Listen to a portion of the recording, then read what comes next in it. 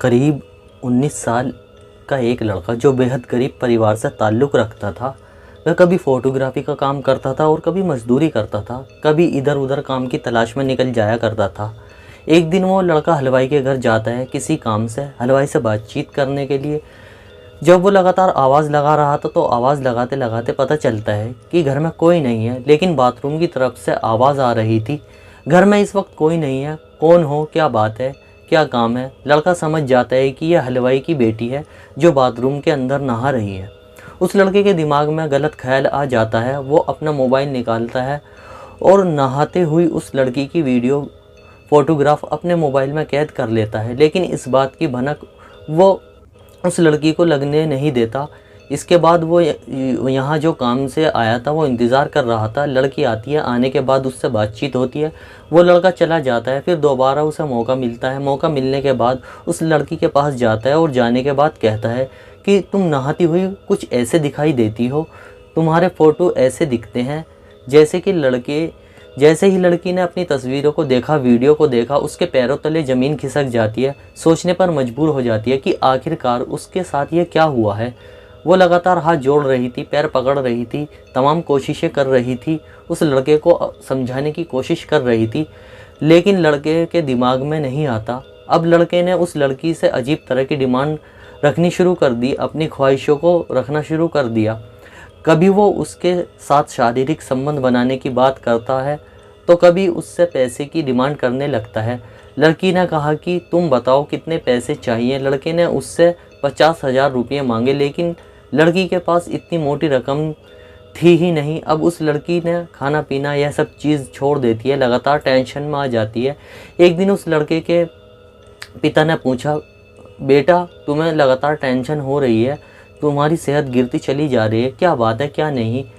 तब जब पिता ने अपनी बेटी से बार बार ये बात पूछी, तब उस लड़की ने अपने पिता को जो कहानी बताई कि एक दिन वो बाथरूम में नहा रही थी, उसका वीडियो मोबाइल में कैद कर लिया गया है। पिता को यह बात बड़ी अजीब लगती है और फिर पिता ने उस लड़के को धोखे से बुलाया और धोखे से बुलाने के बाद उस लड़के को कत्ल कर देते हैं। कत्ल तो कर दिया जाता है और उसके बाद फिर पुलिस भी तलाश करना शुरू कर देती है, लेकिन 8वीं फेल वो हलवाई, उसने पुलिस को 1-2 महीने नहीं लगभग 19 महीने तक छकाया। आखिरकार जब घटनाक्रम का खुलासा होता है तो लोगों को यकीन नहीं हो रहा था कि वो हलवाई जो इतना कम पढ़ा लिखा था, उसने बड़े बड़े काबिल अफसरों को भी घनचक्कर यानी कि उनका दिमाग घुमा दिया, उनके पसीने छुड़ा दिए। आज की कहानी सुनने के बाद आप लोग भी सोचने पर मजबूर हो जाएंगे।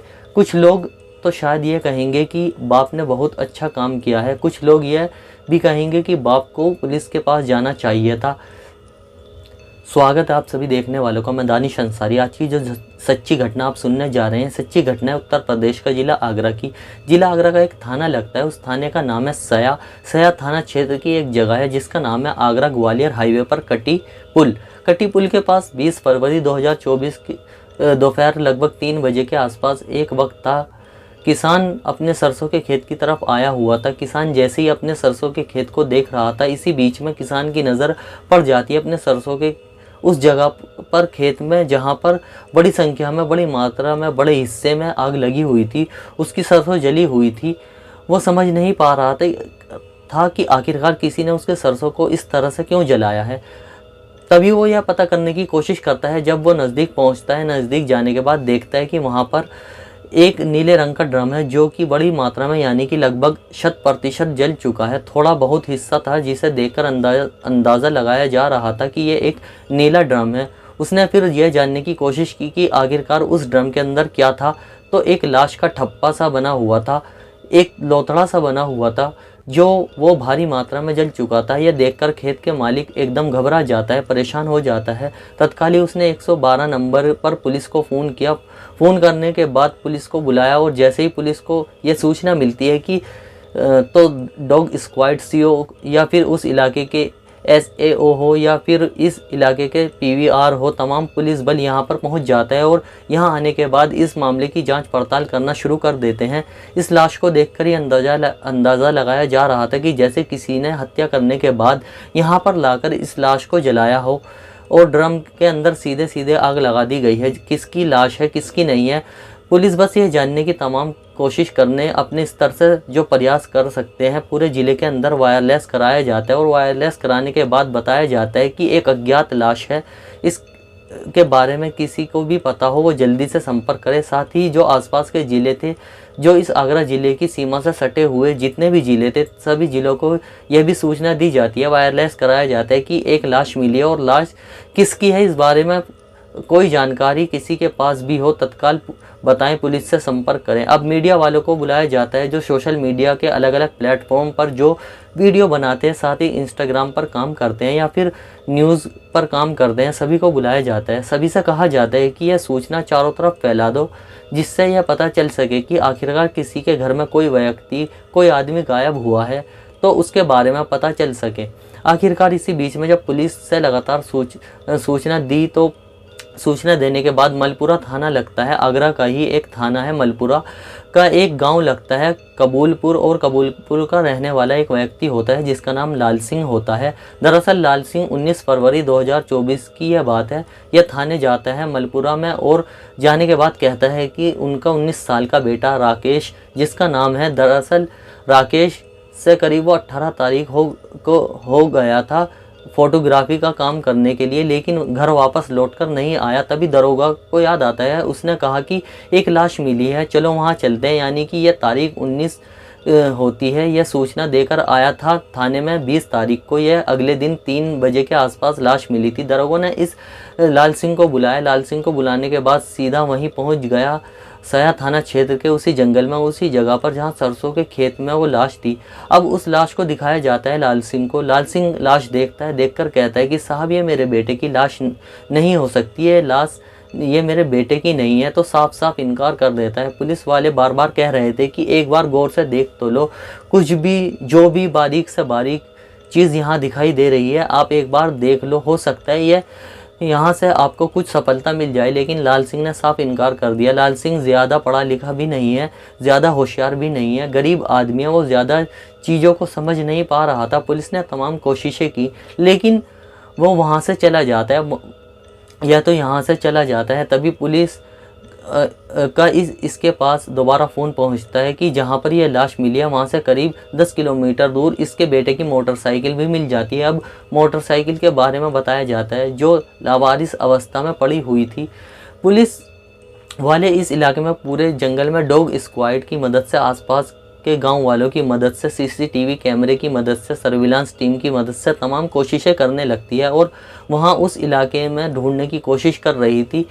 उसने जितने भी दोस्त थे जिनका नाम राकेश या उस लाल सिंह के बेटे का, तमाम कोशिशें की जा रही थी लेकिन वहाँ से कोई सफलता मिलती नहीं है। पुलिस ने इस लाश को कब्ज़े में लिया, जो जली हुई लाश थी। कब्ज़े में लेने के बाद पोस्टमार्टम के लिए भेज दिया।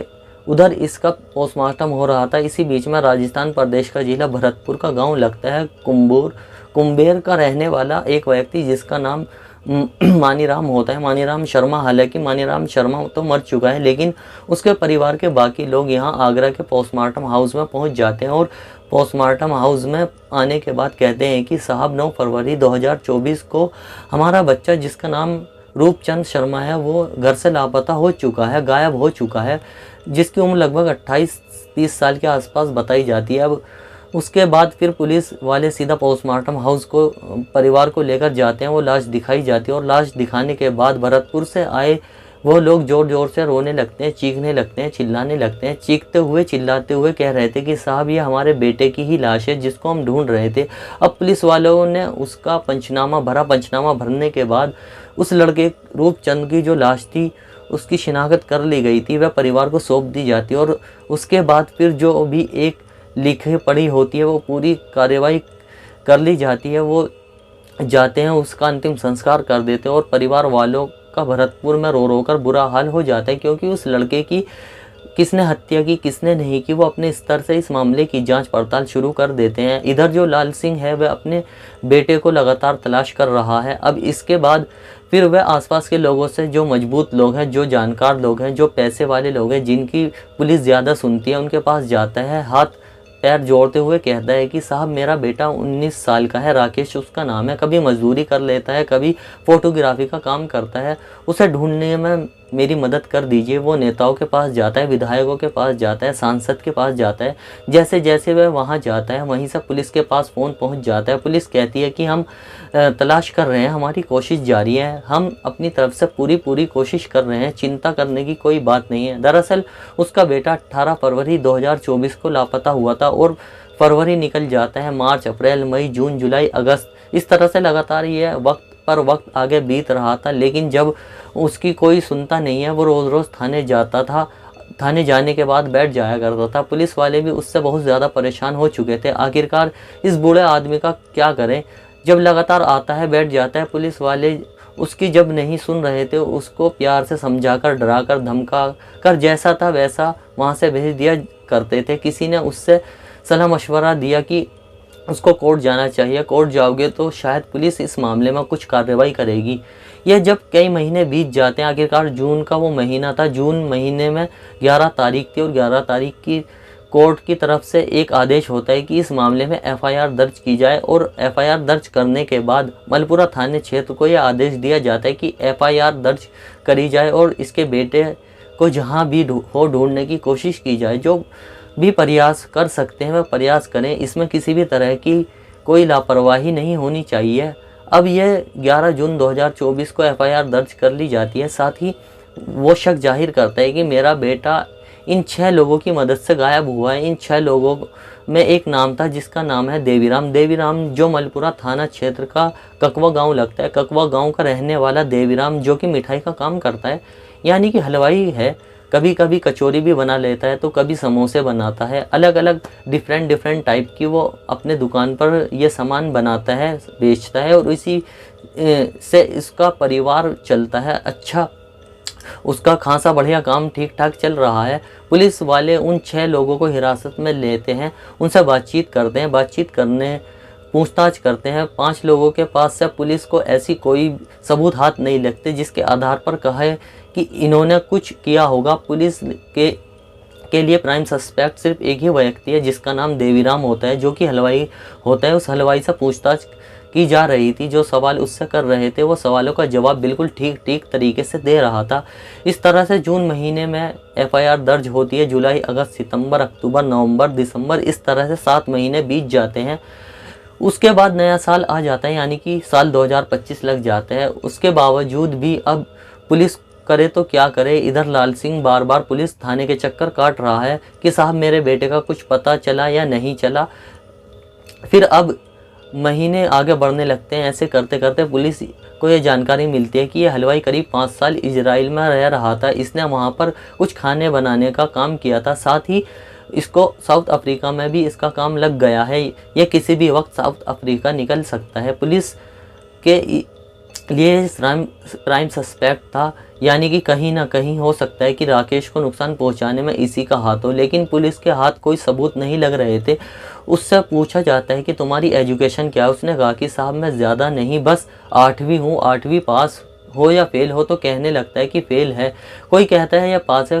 पुलिस वाले जो पढ़े लिखे थे, कोई आईएएस, कोई आईपीएस, कोई दरोगा तो कोई इंस्पेक्टर, कोई सीओ, सभी इससे पूछताछ करते हैं लेकिन सफलता कुछ भी नहीं मिलती है।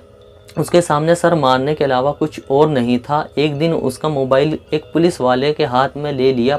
हाथ में लेने के बाद उससे फिर पूछताछ करने लगा, बातचीत करने लगा और सवाल जवाब करते करते अचानक ही उस पुलिस वाले ने फेसबुक का मैसेंजर खोला और मैसेंजर खोलने के बाद वहाँ पर राकेश टाइप किया। और जैसे ही राकेश टाइप करता है तो राकेश से कम्युनिकेशन हुआ था और उससे यह पता चलता है कि राकेश से उस दिन बात हुई थी जिस दिन राकेश गायब हुआ था, यानी कि 18 फरवरी 2024 को। बस पुलिस की नींद यहीं से खुल जाती है। पुलिस को एक सबूत हाथ लग जाता है। अब पुलिस ने जो सीडीआर निकलवाई थी उसको फिर बारीकी से खंगालना शुरू किया तो पता चलता है कि खारी नदी है। खारी नदी में 18 फरवरी 2024 की रात को उस लड़के की भी लोकेशन अंतिम वही थी और इसकी भी लोकेशन वहां देखी गई थी। लेकिन पुलिस ने सरसरी नज़र से उस पर नज़र नहीं डाल पाई और इसलिए फिर पुलिस ने जब सबूतों को जोड़ना शुरू किया तो देवीराम को पुलिस ने फिर हिरासत में लिया। और हिरासत में लेने के बाद शुरुआत में पुचकार के कि जो सच है वो बता दो, बाकी हम तुम्हारी मदद करेंगे। पुलिस ने कुछ इस तरह से हाथ रखा, लेकिन जब वो नहीं माना तो पुलिस ने फिर सख्ती से पूछताछ करना शुरू किया। 15 सितंबर 2025 को आखिरकार उसे पुलिस ने हिरासत में लेने के बाद उससे जब सख्ती से पूछताछ करना शुरू किया, तब उसने बताना शुरू किया कि उसने कहा कि साल 2023 की बात है। एक दिन यह लड़का राकेश, जो कि उसके गाँव से लगभग 1.5 किलोमीटर दूर रहता है, ज़्यादा नहीं, कभी वो मजदूरी करता है, कभी फोटोग्राफी का काम करता है, कभी कुछ करता है। एक दिन वो उसके घर आता है, घर पर कोई नहीं था। इसी बीच में उसकी बेटी बाथरूम में नहा रही थी। नहाते हुए उसने उसकी वीडियो बेटी का बनाया और उसने वीडियो बनाने के बाद फ़ोटो बनाया और उसकी बेटी को लगातार ब्लैकमेल कर रहा था, उसके साथ गलत काम करने की कोशिश कर रहा था। बेटी परेशान हो रही थी। एक दिन मैंने बेटी से पूछ लिया तो बेटी ने बताया कि वो लड़का जो फोटोग्राफी का काम करता है वो उसे काफ़ी वक्त से परेशान कर रहा है। पिता को इस बात पर गुस्सा आ जाता है। पिता कुछ लोगों के पास जाता है और जाने के बाद कहता है कि साहब मदद कर दीजिए। वो पिता पुलिस के पास भी जाता है। पुलिस से जाकर कहता है कि साहब मेरी बेटी के साथ कुछ ऐसा हादसा हुआ है। पुलिस ने भी इस मामले में लीपापोती कर दी और कहीं ना कहीं ऐसा बताया जाता है कि समझौता करा दिया था, शायद इसलिए उसने कोई बड़ी कार्रवाई नहीं होती है। अब देवीराम को गुस्सा आ जाता है। देवीराम सोच रहा था कि अपनी बेटी की बेइज्जती का बदला वो हर हाल में लेके ही रहेगा, इसलिए उसने 18 फरवरी 2024 रात को कुछ ऐसा मैसेंजर के माध्यम से किया। जो लड़का दौड़ता हुआ दुकान पर पहुंच जाता है। जैसे दुकान पर आता है, इस वक्त दुकान पर कोई था ही नहीं। लड़के ने मफलर पहना हुआ था, सर्दी का महीना था। इस बीच में एक लोहे का जो तार होता है, तार लेने के बाद साथ ही उसने उस मफलर से कुछ ऐसा ताकत से उसके गले को दबाया और तब तक दबा कर रखा जब तक कि उस लड़के राकेश के प्राण निकल नहीं गए, यानी कि वो मर नहीं गया। राकेश की मौत हो जाती है। मौत होने के बाद अब सोच रहा था कि आखिरकार इस लाश को कैसे ठिकाने लगाए, कहाँ लगाए। तभी वह नित्या किशोर, जो कि इसका खुद का भतीजा होता है हलवाई का, वो उसको मैसेज करता है, फ़ोन करता है, यहाँ बुलाता है, कहता है बेटा एक बात हो चुकी है, तुम्हारी बहन के साथ कुछ ऐसा हुआ है, तुम मेरी मदद कर दो। लड़का कहता है परेशान होने की ज़रूरत नहीं है, तुरंत ही नीले ड्रम का इंतज़ाम किया जाता है।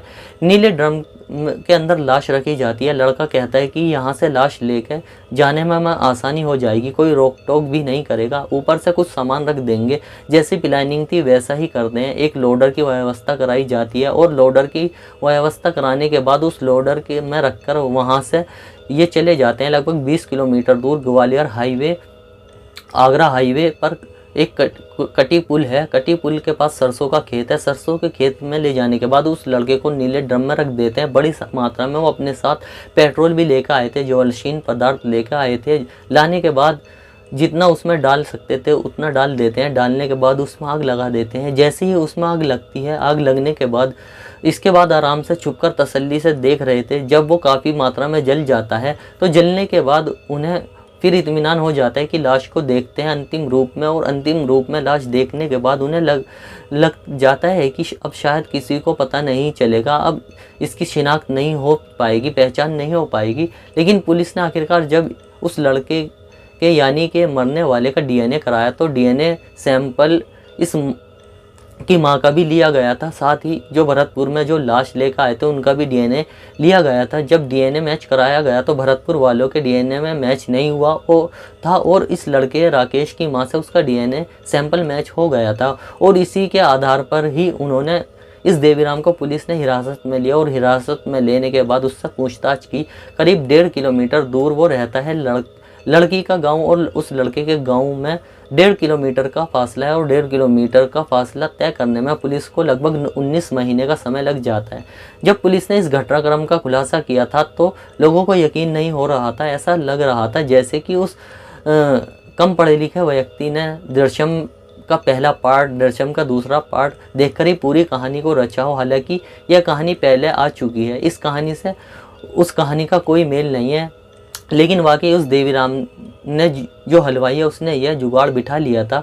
साउथ अफ्रीका में नौकरी की तलाश कर ली थी। पुलिस वालों को जैसे ही यह बात पता चलती है कि वो साउथ अफ्रीका भाग सकता है, इसलिए उन्होंने कहा कि तुम अपना पासपोर्ट जमा करा दो, जब तक यह केस हल नहीं हो जाता तब तक तुम यहाँ से कहीं जाओगे नहीं। फिलहाल वो सलाखों के पीछे अपनी ज़िंदगी गुजार रहा है और पुलिस इस मामले में चार्जशीट लगाकर उस बूढ़े पिता को, जो कि गरीब आदमी है, अपने बेटे को इंसाफ दिलाने की बात बात कर रहा है। लेकिन यहाँ पर एक बात और, इस पिता ने अपनी बेटी की इज्जत के लिए जो किया, कुछ लोग इसकी तारीफ भी करेंगे इसलिए क्योंकि वो चौकी जाता है, थाने जाता है अपनी बेटी की उस समस्या को लेकर, लेकिन पुलिस ने इतनी गंभीरता तक उस मामले को नहीं लिया था, ऐसा मीडिया रिपोर्ट्स कहती हैं। यदि इस मामले को गंभीरता से लिया होता तो शायद यह कत्ल कभी नहीं होता। दोस्तों, इस घटनाक्रम को सुनाने का मकसद किसी को ठेस पहुंचाना नहीं है, किसी का दिल दुखाना नहीं है, बल्कि समाज में हो रही घटनाओं से आपको सावधान करना है, आपको सुरक्षित करना है। आप जहां रहें खुश रहें। जय हिंद दोस्तों।